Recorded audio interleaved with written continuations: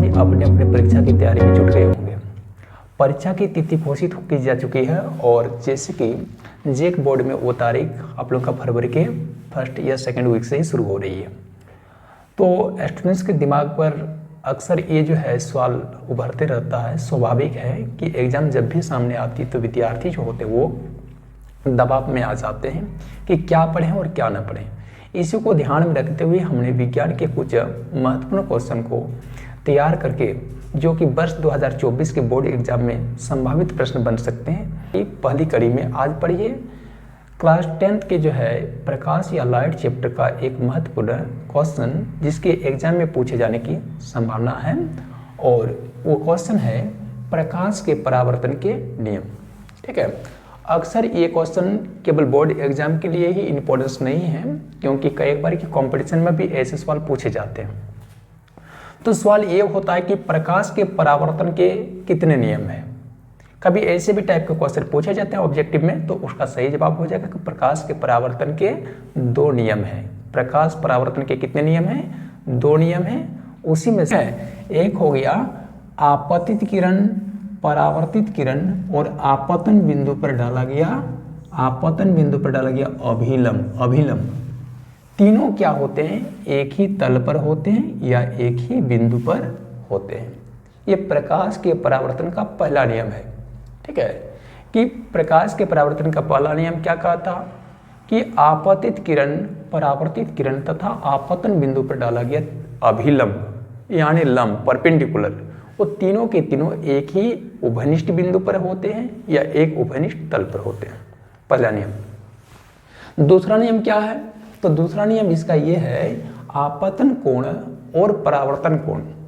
आपतन कोण और परावर्तन कोण जो होते हैं वो बराबर होते हैं या फिर समान माप के होते हैं। उसमें किसी तरह की कोई विषमता या असमानता नहीं होती, दोनों ही कोण की माप बराबर हो जाएंगे। ठीक है, ये इस तथ्यों को समझते हैं कि प्रकाश परावर्तन के ये जो 2 नियम हैं उसको हम कैसे समझेंगे।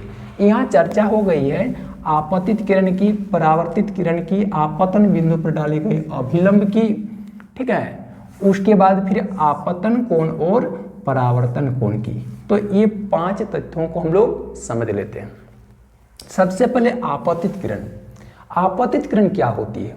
तो ख्याल रखोगे किसी भी एक प्रकाशीय स्रोत, याद रखोगे प्रकाशीय स्रोत किसे कहते हैं?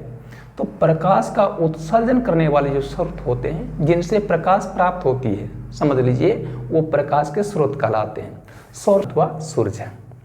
सूर्य हो गए, तारे हो गए, जुगनू हो गए। ठीक है, वो प्रकाश का उत्सर्जन करने वाले प्राकृतिक स्रोत के अंतर्गत आ जाएंगे। और अगली जो है मानव निर्मित प्रकाशीय स्रोत में कौन कौन आ जाएंगे? तो मानव निर्मित प्रकाशीय स्रोत में जैसे टॉर्च आ जाएंगे, विद्युत बल्ब आ जाएंगे, मोमबत्ती आ जाएंगे। ये सब क्या है? कृत्रिम अथवा मानव निर्मित प्रकाशीय स्रोत है। तो आपतित किरण की परिभाषा दोगे, किसी भी प्रकाशीय स्रोत से निर्गत होकर किसी सतह अथवा पृष्ठ पर टकराने वाली प्रकाश किरण को आपतित किरण कहते हैं। ठीक है, अब देखिए यहाँ परावर्तित किरण की बात आई है। तो परावर्तित किरण क्या होती है? तो परावर्तित किरण की परिभाषा हो जाएगी कि कोई आपतित किरण, जैसे यहाँ पर एक आपतित किरण, इसका नामकरण यदि हम लोग OA के रूप में कर लेते हैं, OA के रूप में कर लेते हैं, OA को यदि एक आपतित किरण मान लें, तो कोई भी एक आपतित प्रकाश किरण जब किसी सतह अथवा पृष्ठ पर टकराती है तो टकराने के बाद उनकी दिशा जो होती है वो मुड़ जाती है, यानी उसकी दिशा जो होती है वो पहले के समान नहीं होती बल्कि वो मुड़ जाती है। तो मुड़ी हुई इस प्रकाश किरण को ही हम लोग जानते हैं किस नाम से? परावर्तित किरण के नाम से जानते हैं। ठीक है, तो परावर्तित किरण की परिभाषा या डेफिनेशन क्या दोगे? आपतित प्रकाश किरण जब किसी सतह या पृष्ठ पर आकर टकराती है तो उनकी दिशा मुड़ जाती है। तो यह जो है मुड़ी हुई प्रकाश किरण जो होती है वह क्या कहलाती है? परावर्तित किरण के नाम से जानी जाती है।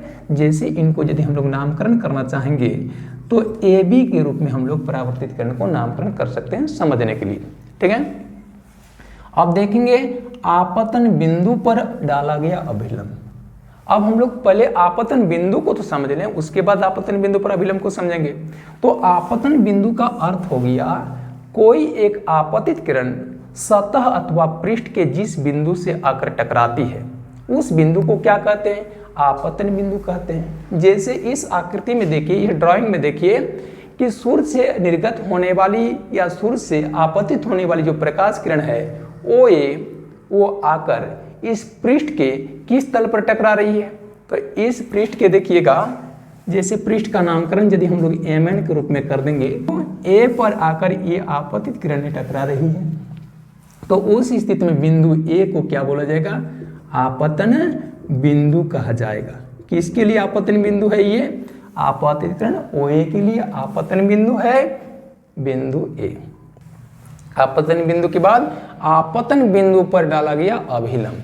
तो आपतन बिंदु जैसे A हो गया, तो बिंदु A पर यानी तल अथवा पृष्ठ Mn के बिंदु A पर डाला गया जो लंब है या परपेंडिकुलर है उसको आपतन बिंदु A पर डाला गया अभिलंब कहेंगे।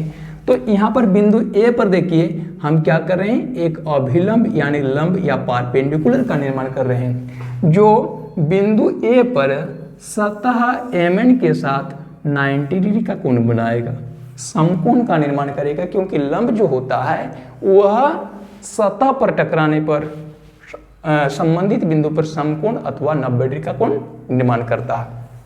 तो इधर आपका हो गया 90 डिग्री, इस ओर भी कितना हो जाएगा, 90 डिग्री हो जाएगा। तो उस परिस्थिति में इसको आपतन बिंदु A पर डाला गया अभिलंब के नाम से जाना जाएगा। उसका नामकरण यदि हम लोग ऐसे कर देते हैं, CA के रूप में कर देते हैं। आपतन बिंदु पर डाला गया अभिलंब को हम लोग यदि CA से निरूपित करें, आपतन बिंदु पर डाला गया अभिलंब है, ठीक है। तो क्या कर रहा है, पहला नियम आपतित किरण परावर्तित किरण, यानी आपतित किरण OA परावर्तित किरण AB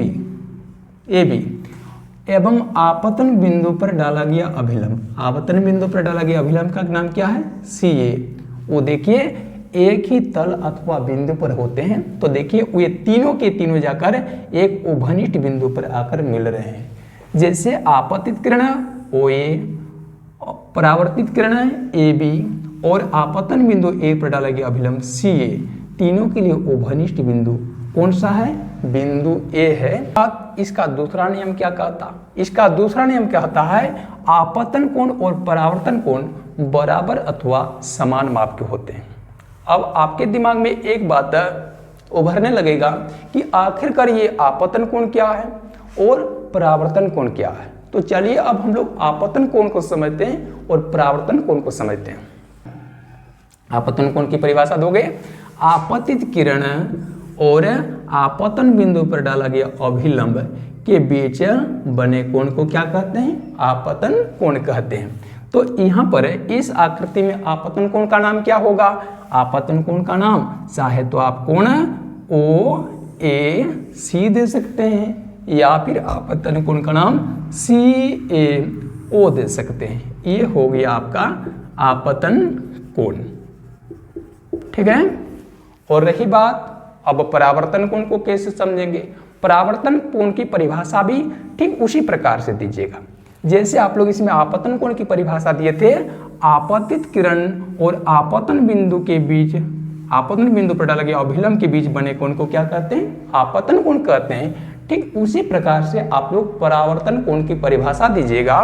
परावर्तित किरण, यहाँ पर देखिए आकृति में परावर्तित किरण है AB, परावर्तित किरण AB और आपतन बिंदु पर डाला गया अभिलंब CA, उनके बीच में बना जो कोण है इसका क्या नाम है, इसका नाम होगा परावर्तन कोण। क्या नाम होगा इसका, परावर्तन कोण नाम होगा, परावर्तन कोण, ठीक है। तो परावर्तन कोण की परिभाषा हो गई, क्या परिभाषा हो गई, परावर्तित किरण और आपतन बिंदु पर डाला गया अभिलंब के बीच बने कोण को क्या कहते हैं, परावर्तन कोण कहते हैं। तो इसका द्वितीय नियम क्या कहता है, इसका दूसरा नियम क्या कहता, आपतन कोण और परावर्तन कोण की माप जो होती है वो क्या होते हैं, कोण बराबर अथवा समान माप के होते हैं। देखोगे इस कोण की माप जो होगी, मान के चलिए 40 डिग्री हो जाए, 40 डिग्री हो जाए, तो उस स्थिति में यदि आपतन कोण की माप 40 डिग्री हो जाए तो परावर्तन कोण की माप भी 40 डिग्री होगी, न तो 40 डिग्री से अधिक होगी न तो 40 डिग्री से कम होगी तो सिर्फ 40 डिग्री। ठीक है, उस प्रकार से यदि आपतन कोण की माप चेंज हो जाए, यदि आपतन कोण की माप यदि केवल 28 डिग्री हो जाए, 28 डिग्री हो जाए, तो परावर्तन कोण की माप भी जो होगी वो केवल मात्र 28 डिग्री होगी, उससे कम अथवा अधिक नहीं होगी। समझ गए? इस प्रकार से आप लोगों को न्यूमेरिकल क्वेश्चन भी पूछा जाएगा कि यदि किसी आपतन कोण की माप 10 डिग्री है तो उसकी परावर्तन कोण की माप क्या होगी, तो परावर्तन कोण की माप 10 डिग्री होगी। अभी ये सवाल पलट के भी पूछा जा सकता है, अगर किसी परावर्तन कोण की माप 28 डिग्री है तो उसके आपतन कोण की माप क्या होगी, तो 28 डिग्री होगी। कई बार की देखिए ऐसे सवाल पूछे जाते हैं कि यदि आपतित किरण, थोड़ा ध्यान देंगे, यदि आपतित किरण और परावर्तित किरण, आपतित किरण और परावर्तित किरण के बीच बना कोण, ध्यान दोगे, आपतित किरण और परावर्तित किरण के बीच बना कोण यदि 60 डिग्री है तो उसके आपतन कोण और परावर्तन कोण की माप ज्ञात करें। तो आकृति में देखिए OAC क्या है, OAC आपतन कोण है, तो आपतन कोण की मान निकल गई 30 डिग्री। अब बताइए आपतन कोण की माप यदि 30 डिग्री निकल गई तो परावर्तन कोण की माप क्या होनी चाहिए, तो प्रकाश परावर्तन के नियम के अनुसार आपतन कोण और परावर्तन कोण समान माप के होते हैं या बराबर माप के होते हैं, तो आपतन कोण अगर 30 डिग्री हो गए तो परावर्तन कोण कितना हो जाएंगे, 30 डिग्री। कई बार की ऐसा हो जाएगा कि यदि आपतन कोण 0 डिग्री का हो गया तो परावर्तन कोण कितने का होगा, 0 डिग्री का होगा। ठीक है, समझ गए? तो चलिए आज हमने प्रकाश के परावर्तन के नियम को समझा। ये जो है एक ऐसा इंपॉर्टेंट क्वेश्चन है जो केवल क्लास 10th के विद्यार्थियों के लिए ही उपयोगी नहीं है, बल्कि उससे निचली कक्षाओं के विद्यार्थी, जैसे क्लास 7, 8 में भी प्रकाश चैप्टर या लाइट चैप्टर है, तो उन विद्यार्थियों के लिए भी समान रूप से उपयोगी है और जो कंपटीशन की तैयारी कर रहे हैं उनके लिए भी उपयोगी है। ठीक है, अब हम लोग ठीक जो है नेक्स्ट प्रोजेक्ट में इसी प्रकार का इंपॉर्टेंट टॉपिक लेकर आएंगे। तब तक दीजिए हमें इजाजत। जय हिंद, जय भारत।